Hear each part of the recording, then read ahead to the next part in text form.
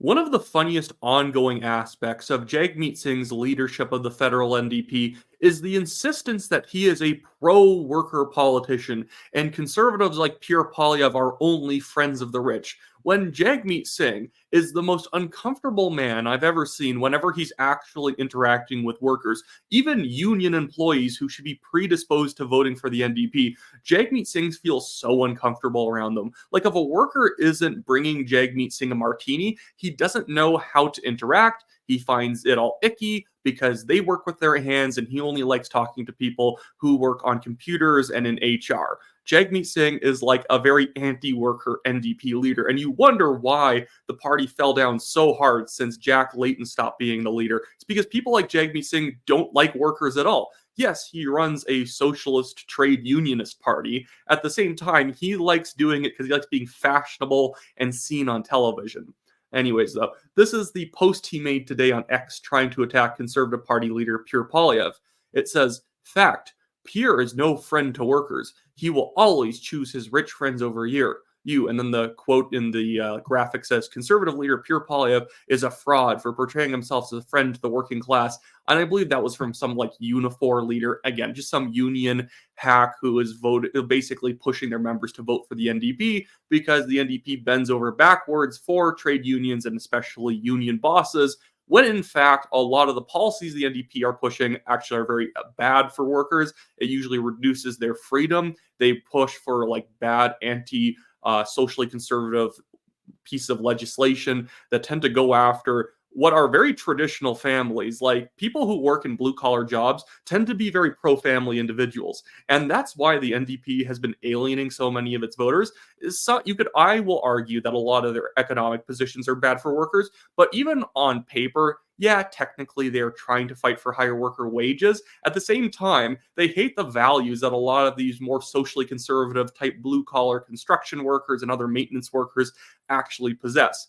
But now I just want to go on to just looking at some photos and playing some clips of Jagmeet Singh hanging out with workers, because it is a marvel to witness just how odd he looks, even in situations where everyone's there supposedly to prop him up as a pro-worker politician. Just check out some of these. Like, they're not awful, because of course he's not going to be like visibly befuddled around these people, but he just looks always like he doesn't want to be there. He's always wearing something that is just far too expensive for the situation that he's in, like a big Antarctica Canada Goose type jacket, walking down the lawn of like Parliament around other people. That he's just sitting here with a reporter in front of some union protesters, just kind of looking like he really doesn't want to be there, because the reality is Jagmeet Singh doesn't want to be there. He doesn't like anyone who gets their hands dirty to work, because he thinks that those jobs shouldn't even be required in a civil society. He has a very cocktail party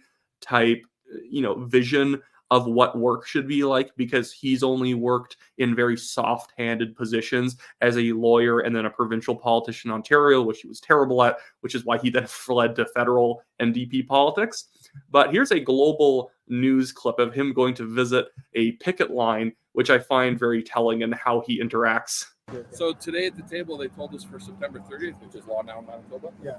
They yesterday said they'll give it to you. Today they said we can only have it if it's a Monday or Friday. I'm like, it's not how it works, you guys. It's not a vacation day, right? Yeah. It's a day to, day to honor people. Right? Yeah, right. We fought for this for how many years? I know. Yeah, for them to try and make it just like to move it to their. You don't even need to hear what he sounds like, but he just looks like he's gonna take his own life the entire time he's here. And even while he's like here, like pretending like I'm here to protest with you guys, it's like really artificial. Like, yeah, it's like if you told me to walk up there and pretend to be a pro-union politician, that's what I would do. Guys, they're not listening to us and they should listen to you, and we're fighting for our rights. And then every time they actually pull back and show him talking to someone, he just has like this like dead look on his face, like, oh goodness, someone put a martini in my hand. Oh my goodness. It's and guaranteed he's wearing a Rolex watch right now. And then he tries to go after Poilievre, saying, oh, Poilievre only cares about his rich friends, even though Jagmeet Singh is an obvious champagne socialist who doesn't actually care about working people. Poilievre actually looked pretty natural when he's hanging out with working class Canadians. Jagmeet Singh, despite all of the union leaders making sure that all these protests are as pro Jagmeet as possible, everyone's prepared to sort of shout out and like support Jagmeet and chant in his favor. He still just looks like he just does not care, doesn't want to be there. You can always count on New Democrats to stand with you. I'm probably the only federal leader that walks picket lines with workers, and I do so proudly. We're the New Democratic Party. We're the only workers' party at the federal level. We're a workers' party. We're proud of it. We'll always be on your side. We'll always stand with workers against big bosses who want to he ran out of things to say apparently an hour ago, and he's just going to say, we stand up for workers, we're a workers' party, you guys are workers, we're working for you workers. It's so artificial. And no, he actually doesn't walk picket lines very often. In fact, I've heard that he actually has to be forced to go to protest events because he hates being around working class Canadians. So the entire point of the NDP is basically defunct at this point.